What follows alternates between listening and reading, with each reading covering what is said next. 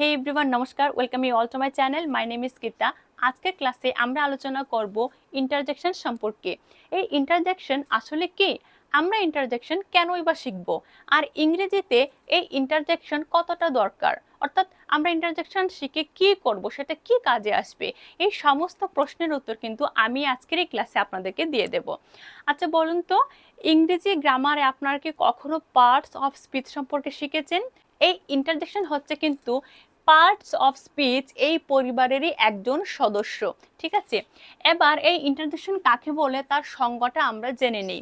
দেখো, ইন্টারজেকশন হলো একটি পার্টস অফ স্পিচ, কি বলেছি যে পার্টস অফ স্পিচের পরিবারের একজন সদস্যই কিন্তু ইন্টারজেকশন। আচ্ছা, তো ইন্টারজেকশন হলো একটি পার্ট অফ স্পিচ যা হঠাৎ করে কোনো অনুভূতি, যেমন আনন্দ, বিস্ময়, দুঃখ, সুখ ইত্যাদি বোঝাতে ব্যবহার করা হয়। হঠাৎ করে আমরা যেটা আশা করিনি, এমন কোনো আনন্দের খবর পেলাম যেটা আমরা আশা করিনি, হঠাৎ করে এমন কোনো দুঃখের কথা আমরা জানলাম, বা হঠাৎ করে আমি নিজের চোখে এমন কিছু দেখেছি যেটা আমি বিশ্বাস করতে পারছি না, এতটা বিস্ময় হয়ে যাচ্ছি, এই ধরনের সিচুয়েশনকে কিন্তু বলা হয় ইন্টারজেকশন, যাকে বাংলাতে বলা হয় বিস্ময়সূচক অভয়, রাইট। এবার দেখো, আমি এখানে কিছু শব্দ লিখে রেখেছি, যেমন ওয়াও, যেমন ওয়াও, ইউ আর গর্জিয়াস, ঠিক আছে। তো এখানে ওয়াও যখন আমরা খুব খুশি হই কোনো কিছু দেখে, বা কোনো কিছু দেখে যখন আমাদের খুব সুন্দর লাগে, তখন আমরা ওয়াও এই শব্দটা ব্যবহার করি। ওয়াও হচ্ছে একটা ইন্টারজেকশনাল ওয়ার্ড। হেই, যেমন hey, what are you doing here, hey তুমি এখানে কি করছো। তো হঠাৎ করে কারোর সঙ্গে দেখা হয়েছে, এই সিচুয়েশনে কিন্তু আমরা হেই শব্দটা বলবো। হে হচ্ছে একটা ইন্টারজেকশন।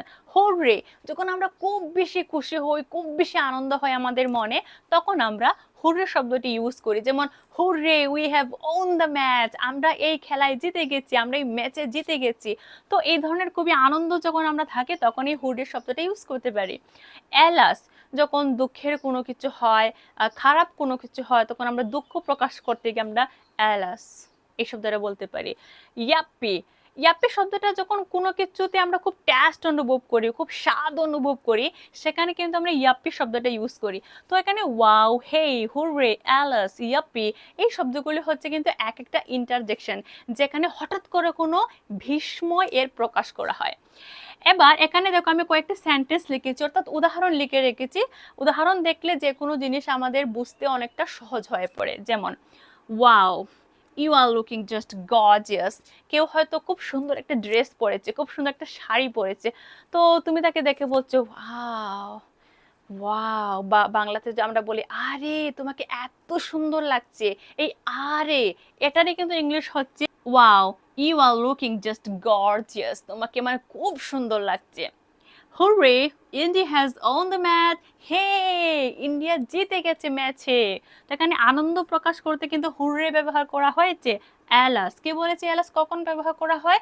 যখন আমরা দুঃখ প্রকাশ করি। যেমন alas, his grand mother died on Sunday, তার দিদিমা সানডে রবিবারে মারা গিয়েছে। তো এটা দুঃখের খবর। তো দুঃখের কোনো কিছু কথা বলে সেখানে আমরা কিন্তু অ্যালাসের ব্যবহার করতে পারি, রাইট। এবার এই যে ইন্টারজেকশনের কথা বললাম, এই ইন্টারজেকশনের পরিবারে কিন্তু আরো মোট 6 জন, 4, 5, 6, আরো মোট 6 জন সদস্য আছেন। ইনারা কে, এনাদের সঙ্গে আমরা একবার পরিচয় হয়ে যাই। ইনারা হলেন ইন্টারজেকশন ফর গ্রিটিং, কাউকে যখন কোনো অভিবাদন করি তাকেই বলা হয় ইন্টারজেকশন ফর গ্রিটিং।